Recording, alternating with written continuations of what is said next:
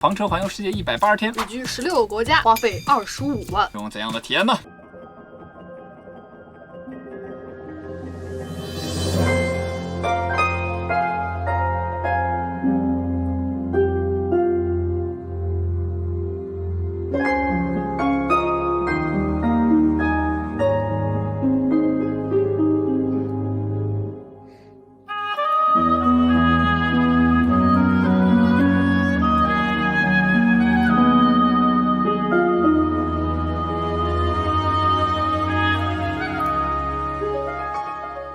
终于到了我们不得不面对的时刻了。算账。我们这个花销呢，是属于从新疆出发之后的花销。像是之前的，比如说房车改装啊、办签证啊、房车的押金啊、ATA 这种啊都不算，只算我们这一路的纯花销。对，大家如果对前期准备感兴趣的，可以看我们这期视频。那这25万是怎么花呢？会尽量把我们真实的旅行感受，有好有坏的分享给大家。我们从新疆的新国门出发，第一站来到了哈萨克斯坦。那第一个就是油费。我们这个房车加是柴油，我们是3月底进的哈萨克斯坦，那个时候赶上他们的那个农忙时节，那个时候柴油就涨价，是他们原本柴油价格2倍。平均下来呢是6块钱一升，跟在国内差不多。从新国门到达快接近俄罗斯的这个哈萨克的口岸，这一条线呢差不多是2000公里，加了3次油。然后我们呢是80升的油箱，花费呢差不多就是1440块。然后呢回程的话，它的油费会便宜一些嘛，差不多就1000块。我们在那边吃饭呀，他们那边肉价相对来说比较便宜，比如说我们点牛肉面，真的是一大盘很多牛肉。然后呢，我们从哈萨克斯坦就进入了俄罗斯，然后我们从俄罗斯一直到离开俄罗斯是3300公里。我们又原路返回的嘛，所以说这个公里数乘2就是6000多公里。它的油价呢就会在4块5到5块多之间起伏，就还挺便宜的。然后我们加了4次油，花了1500块，也就是说在俄罗斯加4次油跟在哈萨克加3次油的价格是差不多的。是的。然后再加上我们回程，也就是说花了3000块钱的油费。俄罗斯它横跨亚欧大陆嘛，对，越往这个欧洲的部分走，就是莫斯科、圣彼得堡，它的物价呢会慢慢的贵起来。对，俄罗斯给我的感觉真的是量大管饱，就是肉真的特别多，肉很便宜，但是它修车就比较贵，因为我们到俄罗斯就得保养，保养一下呢就得花个2000多块钱。如果你要修一下呢，差不多也是2、3千块钱，就是它的维修成本就会比较高。那出去这一趟呢，就要把这个维修放在里面，难免都会出一些小的问题。然后俄罗斯呢，我们俩比较推荐的城市就是莫斯科跟圣彼得堡。莫斯科呢有红场，红场那边的建筑真的很好看，觉得它特别像那个水晶球里面的那种，就是看起来很不真实，但是又很漂亮。然后离开俄罗斯呢，我们就进入了芬兰。芬兰这个地方，我印象里第一个就是冷，对，4月份还特别冷，而且呢，越往北极圈走，它就到极昼了，就是太阳不落下去，凌晨3、4点，外面天是亮的，极其亮，而且那边的油费极其贵，14块人民币一升。尤其是当你从俄罗斯进入到芬兰，你从一个4块多油费的情况，一直飙到了14块的时候，那个心是觉得哇！当时我就想，会不会本地人觉得这个油价不贵呢？然后我们专门问了一下本地人，本地人告诉我们贵呀，因为他们之前油价没这么贵，但是因为一些这种动荡，所以它的油价就贵了。芬兰我们俩为什么没有推荐什么吃的呢？是因为我们俩一致认为芬兰是一个饮食荒漠。美食荒漠，个人看法，我们俩个人观点。然后呢，我们对芬兰还有一个感受就是人巨少，没什么人，没什么车，房子之间隔老远。但是我有个印象特别深刻啊，就是我在芬兰的高速是免费的，没有过路费。我在这上面走的时候呢，基本上芬兰的车只要看到对面有车过来，都会主动把远光关掉。他们的这个行车礼貌是很好的，没有听过一次他们摁对，没有听过按喇叭。对，我们俩觉得还蛮值得逛的地方就是芬兰首都赫尔辛基。我们俩这一趟发现啊，芬兰退税是极高了，所以在那儿买东西退税就还不错。然后呢，就是芬兰的圣诞老人村，对，就是贵。芬兰圣诞老人村呢，就是合影一次400块钱。我们发完视频之后呢，芬兰当地人给我们留言，对不起，这里的物价确实很贵。倒也不至于，对不起。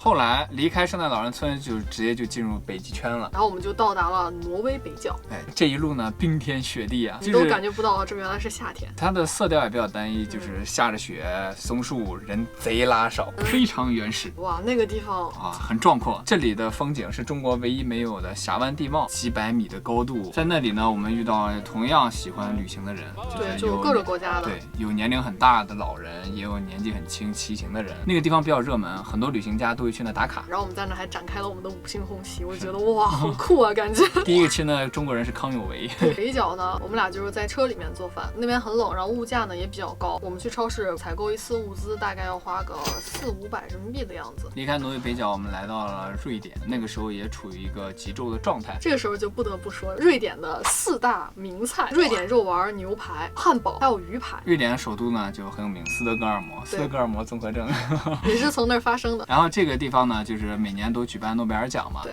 它有一个诺贝尔博物馆，就可以看到爱因斯坦、居里夫人他们的办公室。我们还在那吃到了诺贝尔得奖者能吃到的同款冰淇淋，还挺贵的，好像要100多人民币一个。我们呢就从瑞典开到了挪威的首都奥斯陆。奥斯陆哇，印象深刻，朋友们。就这个地方真的你会感觉到那里的松弛感，就是完全不卷，到什么程度呢？周六周天药店、超市都不上班。我们俩周六到的，说去超市采购一下吧，所有的大型超市全部关门。对，我们俩都懵了，这是啥日子？节日吗？不是，普通的周六。我们就看到了一个小的药店，然后药店老板是个亚裔，告诉我们，挪威本地人周六周天都不上班的，你要想买东西，就只能去找一些亚裔的超市。然后说，看现在外头不是没几个人嘛，你就去旁边的那个沙滩看一看。我们一过去，哇，全是人，就在那一趴，他们就很悠闲在那里待着。这大部分欧盟国家，无论什么工种，他们每年都会有1个月假期。对，就是必须休。强制休，所以他们基本上把这1个月假期放到夏天。所以我们去的时候呢，也赶上他们开始陆续的放假。然后呢，在那个沙滩旁就是蒙克美术馆，然后我们在蒙克美术馆看到了非常喜欢的蒙克的呐喊，就那个精神状态。所以到达奥斯陆之后呢，我们就准备坐轮渡前往丹麦，然后坐船到达冰岛了。那我们在这儿可以算一下这个油费，我们从芬兰一路开到挪威的港口，大概是4000公里，差不多加了5.5次油，花了6160块。但是它这个油费啊，只是花销里面最少的，我觉得。对，因为像是停车费，我们忘记讲，很贵，你停一晚大概就是100-200块钱这样。营地的话呢，就平均200块钱一晚。接下来呢，我们就要去到我们此行旅程中很重要的一个目的地，就是冰岛。从挪威的港口先坐了一小段轮渡到达了丹麦，然后从丹麦坐轮渡正式到达了冰岛。我们发现带着小白胖，丹麦到冰岛来回的费用比我们180天全程的油费加起来还要多。对，我们呢是从丹麦坐船出发到达法罗群岛，然后再到达冰岛，然后再从冰岛又到达法罗群岛，然后再回来。我们为什么选择这种分段式的呢？第一个很重要，是因为这样分段买票更便宜。第二点就是我们可以同时去到法罗群岛去旅行几天。我们这趟往返船票呢是34692块。好，然后呢，我们在冰岛环行了14天，环了冰岛一圈，算是比较深入的旅行。我们这个时候可以聊一下冰岛的油费，是我们2个旅行来觉得比较贵的。冰岛一圈是1332公里，然后我们走走停停，一共花了多少钱油费呢？我们加了2次油，关键是冰岛的油价是16块一升。算了一个平均数，我们花了是2560块的油费，再加上我们每天的吃吃喝喝，差不多呢，在冰岛我们一天平均的花销呢在1000块，所以加上我们的船票钱，加上我们每天1000的花销，我们的冰岛加法罗群岛旅行花了52000块。当然啊，这个52000块是一个估出来的值，我们买的一些周边啊、什么小礼品啊，就不太算在这里面了。说到冰岛呢，因为我们是一路开车过去的，所以当我们到达冰岛之后呢，就放大了我们的感受。毕竟这一路开过来嘛，放大了感受，就觉得那里很漂亮。但事实上也的确还挺漂亮的。是，大多数景区都是不收费的，比如说白日梦想家的拍摄地斯科加瀑布、斯奈山半岛、1号公路，还有像权力游戏的拍摄地、普罗米修斯的拍摄地，以及星际穿越的拍摄地，他们都是真实存在的，并且免费的。对，还是免费的，这个还是挺舒服的一件事。对，它那个岛其实并不大，但是它的景色呢，在不同的地方表现出来是不同的样貌。对，它有火山，有冰川，有苔原，还有瀑布，就很丰富。我们一路开车就是那种美景尽收眼底的那种快乐，难以表达。冰岛我觉得差点意思，就是它不好吃。就是真情实感的是，我们俩在冰岛真的想试图找一些好吃的东西，发现它更美食荒漠。然后就是全都带我去品尝的鲨鱼肉了，当然这个普通人一般也不会吃。鲨鱼肉就是比较猎奇一点，对，比较猎奇一点，可能当地人它吃进去会感觉一股尿骚味，很冲，终身难忘的感觉呢。还有 puffin， 就是他们那边的国鸟，是可以吃上餐桌的。对。然后遇到比较有趣的人呢，就是我们在开车到达冰岛首都的时候，被警察拦下来，他非常好奇怎么有一辆中国车牌照。知道我们是从中国开房车过来的时候，他就会觉得挺好的，还祝福我们，放我们走了。还有就是我们去看了一个野温泉，那个温泉其实是全游的一个拍摄地，然后平时没什么人去。它在地下面，是火山喷发形成的。碰见了一个正在假释的囚犯，就当时还挺震惊的，因为他戴着脚铐嘛，人生第一次见到真实的生活中有人戴脚铐在我面前，还是有点紧张，但是我们感受到他的善意，就是他其实是很有礼貌的，对，然后帮我们在温泉里捡了我们掉的东西。所以就是这趟旅行让我们俩觉得还真是挺神奇的。然后我要着重的向大家安利一下法罗群岛。法罗群岛更像是一个浓缩的冰岛，它更小，对，它更小，它的美景更集中。最让我们印象深刻是海上悬湖，那个海上悬湖是因为峡湾地貌把一片淡水湖给托了起来，整个感觉非常的魔幻。那个地方它属于一个小型的岛屿嘛，它在网上的宣传呢没有冰岛那么火爆，所以呢相对应它人就比较少。然后我到那儿第一感觉就是哇，这个岛上人好少，自然风光，但是这个岛好漂亮，而且它特别巧妙的把人与自然完美的融合了，就看到很多绿色的草皮房子，就他们生活的让我感觉就是生活在大自然里面，但是呢他们的科技又非常的发达，瓦坎达对对对，整个那个状态是非常的松弛的。那边我们在那边加油，加到了从进入芬兰以来最便宜的一次油，因为法罗群岛呢，它不算是欧盟管辖内的，对，所以它的油价只有10块人民币一升，所以我们在法罗群岛加油只花了800，但是我们那次在法罗群岛吃一顿饭也花了700多，就是基本上就是凉菜，感觉就是从超市买的东西给你拌了一下，对，就全都说他也会做。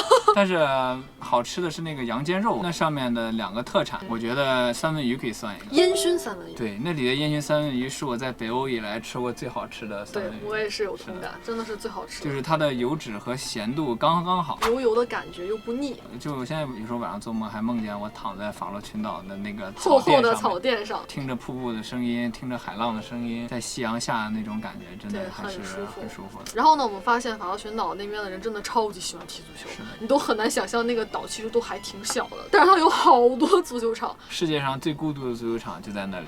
对，它在一个海边，然后之前他们说踢足球都会把足球踢到海里面，然后再去划船去把那个球捡回来。之后我们就乘船从法罗群岛去到了丹麦。丹麦我们俩有几个印象深刻的，首先就是乐高公园，买到我们很喜欢的那种限量版的乐高玩具，做了签名的。那边给我们的感觉就是，不管是很小的小朋友，还是很老的老人，他们都非常的喜欢玩乐高，而且并不觉得它是一个限制岁数的玩具。然后就是记忆犹新的一件事情。丹麦呢是有几个贫民区的，这个贫民区呢是官方认定的贫民区。它就在我们去往乐高公园的途中，然后呢就被3个人拦停了。当时我真的非常害怕，我们俩旅行第一次被人拦下来，被这么多人然后强制性的拦车，3个彪形大汉，不开玩笑，彪形大汉。他只是想跟我们合张影，因为他们觉得从中国开着这个中国车牌的车来到这很新奇。然后我们后面从丹麦往南欧走，油价会便宜一些，差不多就是13块人民币一升。我们从丹麦下来就去到了德国，在德国呢，我们来到了汉堡。我当时还挺惊讶的，就是那里治安真的还挺差的，就是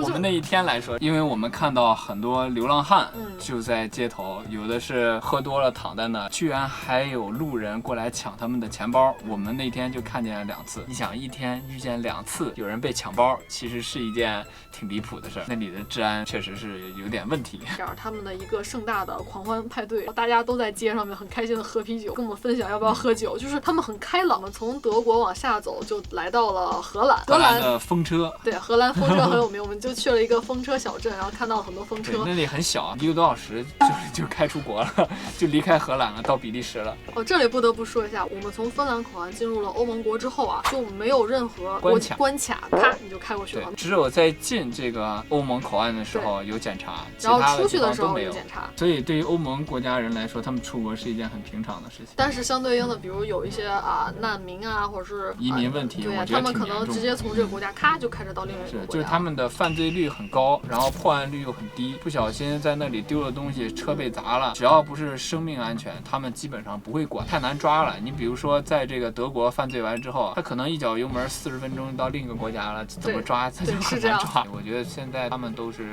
挺严重的一件事，突然间会想念我们的祖国，就真的很安全。对，是这样。我们这一次旅行没有被砸车，我俩都会觉得是一件很神奇的事情。因为我们认识一些也在国外自驾的朋友，他们或多或少都会被砸车，也被抢。但是我们俩既没有被抢，也没有被砸车。我觉得这个也是可以提前准备一些的。每天晚上在停车前要查一个比较安全的营地或者是停车场。然后我们俩是比较低调的，就是我们前期把车也是装得很低调，对，车外面不要贴什么东西，就是很明显，比如说你贴了好多国家的国旗，让他们觉得你这车应该就是出来玩旅行的，那就会被盯上。之后呢，就从比利时去到了法国。法国应该是我这趟行程里面比较喜欢那个国家。虽然说它很乱，就是经常我们能够听到有人购物，然后被人砸车，然后被人抢，警察一点都不作为。这个真不吹不黑，在法国被人抢、被人偷的概率是非常高的，因为那里的难民问题比其他国家更加的严重。对，我觉得他那边首先温度很适宜，法餐还挺好吃的。对，然后我们到了巴黎之后，认识了一个当地的朋友，他是一个中国人，在法国生活了很久。法国呢，200块钱自助餐里面的鳌虾、各种虾、各种鱼，你随便吃。但是呢，有一点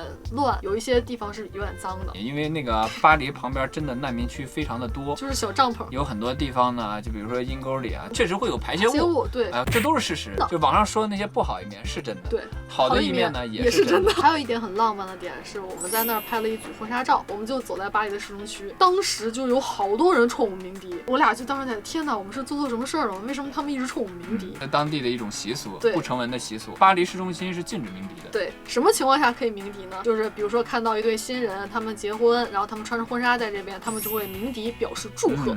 是的。对，然后如果是有重大节日，他们也会鸣笛。所以当天我们收到了非常多的鸣笛，其实是他们对我们的一种祝福。不同的肤色，同样的祝福，让我觉得哇，这个地方是一个有温度，然后很浪漫的地方。很感谢当时小偷没有偷我们。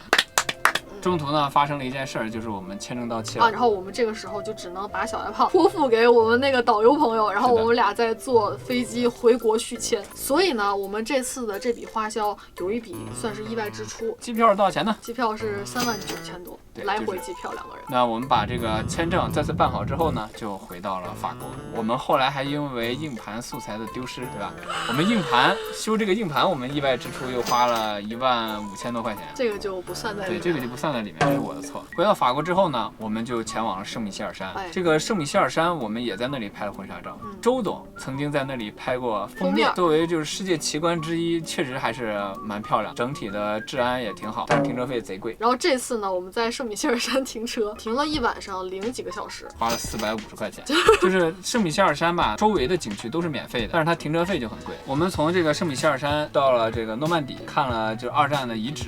那里我们遇见了一个当地人，就是我们想买一下诺曼底海鲜嘛，比较有名，他就带着我们去，然后他也在学中文，想去中国玩。我就发现一件事啊，就是在法国土生土长的本地人，他都想极力的表现出友好，来证明这个法国是一个很好的国家。但是呢，那些移民呢又在败坏着法国的名声，他们的偷窃率啊、犯罪率很高嘛，所以说一边的本地人想努力的维持法国很好的形象，另一边外来的人呢通过犯罪率毁坏这个国家的形象，就是我觉得还挺拧巴的。离开法国，我们到了瑞士，瑞士呢就是贵，物价全球第一，第二是冰岛。这个瑞士呢很有意思，它这个瑞士没有当地的语言，它是由几个国家的人口组成的。比如说法国人来到这边，他们就说法语；意大利人来到瑞士，他们就说意大利语。就是不同国家的人组成了这个国家，就是让我觉得它更像一个欧盟地区相对发达的地方，然后那些比较优秀或者赚的比较多的人就会来到瑞士去生活。是的，他们觉得在瑞士能够定居下来是一件代表自己混得很好的一个证明。像瑞士，我们也感觉到它会比旁边的法国呀、德国呀会更安全一些。我觉得这东西太贵了，比如说一个汉堡，你吃一下可能差不多100多块钱。然后那块呢，高速的确不额外收费，但是它会收一个高速票，一张票大概是300多人民币。除了这个票呢，就是我们每到个国家还买保险嘛。对。这个欧洲的保险呢，一次差不多是2000多块钱。对。俄罗斯呢就是300多块钱。哈萨克呢就是200多块钱。对。保险呢一共就花了7300多块钱。就像我们开着咱们国家的车出去，势必会遇到警察拦车，因为这个车牌太明显了。首先你要出示你的证件，里面就要包括汽车保险。然后像这些汽车保险都可以在入他们国家海关的时候买。欧盟呢有这么多国家，买一份保险就够了。好，就是这个瑞士，我觉得有几个地方是还挺好，比如说《进击巨人》，它有一些场景就是取自于瑞士，像那个山顶上的湖。对，我们记忆最深的就是我们攀登了瑞士最险的山峰的那段路，叫天空栈道。对，它在雪朗峰对面就是阿尔卑斯山。印象最深刻的美食，芝士火锅。那个地方有个城堡，它的特色就是芝士火锅，对，特别好找。那个芝士的味道绝了，就车里的味儿啊，就是好几天才散的。拳头的臭袜子的味道。离开瑞士之后呢，我们就到了意大利。到意大利，我就找了我高中同学。高中毕业那么多年，我居然是开车来意大利找他，真的太有趣了，这太有趣了。然后吃到正宗的肉酱披萨，吃到了当地的海鲜，然后我们逛了米兰的市中心、米兰大教堂，还有这个广场。就不得不说呀，就当地的治安在意大利的米兰也是非常的差呀。我们在米兰逛，突然间有一个黑人小哥过来给我们绑手绳，绑完手绳就要钱。其实我当时就觉得不对劲儿，但是他手特别快，就给你绑了。绑上之后呢，他就管我要钱，我就拉着小腰跑。这个时候我们的小白胖就已经出了一些故障了。对，全程2万多公里嘛，我们预料到这个车肯定会出一些问题。但我真的是万万没想到，它竟然是程序上面出问题。它程序上报错了，它这个报错呢是排放系统的故障。不解除这个故障，继续开的话，它会限速，时速可能就20多公里每小时，那就跟那就跟他还没有骑自行车快了。对，如果在国内的话呢，他拿这个电脑给你一检测，就知道哪儿堵了，给你换一个这个滤芯就可以了，就非常快就解决。但是问题在于，国内的依维柯系统和国外的系统是完全不一样的。对，即便我们在意大利的老家也修不了小白胖的系统。就是意大利工程师他也很郁闷，他的系统都读不了这个车的系统，所以他就不知道到底是哪个地方堵。他最后就给我们把这个系统的这个权限给破解了，就是我们不会限速了，但是该堵的地方还是堵，可能速度上会有影响。不过呢，我们可以平安的开回去再换滤芯。然后维修呢，我们维修了几次，花销大概是在6000人民币。那其实到米兰之后呢，我们就开始准备了回程，回到我们的国内。因为我们这一次旅行180天，我们俩的规划刚好就是到意大利。离开新天鹅堡之后呢，我们又回到了德国，一路从德国的不限速高速路，哇，那真的很快啊，基本上油门踩到底。特别爽，但是因为是房车嘛，它油门踩到底也只能在慢车道开，旁边车唰唰唰过。后来呢，我们就回到了这个德国的港口，回到了芬兰。我们是坐轮渡，因为这样比较快嘛。坐轮渡的这个费用呢是5000块钱。之后我们就开始了返程。返程到俄罗斯有几个印象深刻的地方，就是看到了导弹从天上飞。是在高速路上没有现金交过路费，被卡在那里了。还好很多当地的人他很好心，帮我们给了钱，我们过去了。就是这一路我们发现，就是我们遇到的俄罗斯老百姓是十分善良的。还有最要感谢就是我们在莫斯科生活的朋友们，真的是帮大忙了。后来我们就是原路从哈萨克斯坦返回了。为什么不走其他路呢？因为有的口岸当时没开。还有一点就是原路返回是最安全的。当回到祖国那一刻，我还是很激动，就有一种此心安处是吾乡啊，就那种感觉特别好。那我们从丹麦绕到法国，再到意大利，最后呢回到芬兰，这油价总共是多少钱呢？油价呢平均是13块1升，开了4500公里，加了6次油，我们的花销是7200块钱。天哪，这个油费！所以呢，我们这一次整体的油费的价格22000块。你们觉得这个价格怎么样呢？停车费呢，外加一些景区的门票费，我们算了一下，大概是要花5000块钱。然后吃这方面，无论是去超市买还是在外面吃，加到一块儿，差不多这趟行程我们花了6万块。也就是说，最后整体算下来，我们花了多少钱呢？25万。我知道这个数，可能有的朋友会觉得很便宜，可能有的朋友说好贵。这个呢，就只是基于我们俩这次旅行出来的一个参考。我们俩这个账号的第1期视频，我们俩要去环游世界，没想到真的实现了，所以现在感觉都有一种做了一个很久的梦的感觉。然后在这里，我们俩要着重的感谢一下，在这趟旅行中为我们提供帮助的观众朋友们，还有我们新认识朋友们，非常感谢你们对我们的这些帮助。如果不是认识了这些观众朋友的话，这趟旅行也不会这么顺利。对，是这样的，就是很大程度上是观众帮助我们完成了这个旅行的梦想。对，非常感谢。就总体来说，我觉得这个市场还是好人多。正所谓行万里路，读万卷书。所以我们打算呢，先完成一个我们学业方面的梦想。当然，至于是什么呢，就等我们做的差不多了，再跟大家详说。那可能很多朋友很好奇，我们接下来要干什么？是不是就不旅行还是会旅行的？我们会有一些其他旅行的规划，到时候呢会发视频跟大家继续语音旅行。所以这件事情并不是一个完结，它只是一个开始。对，好，青山不改，绿水长流，关注我们，一起开始房车生活，晚安。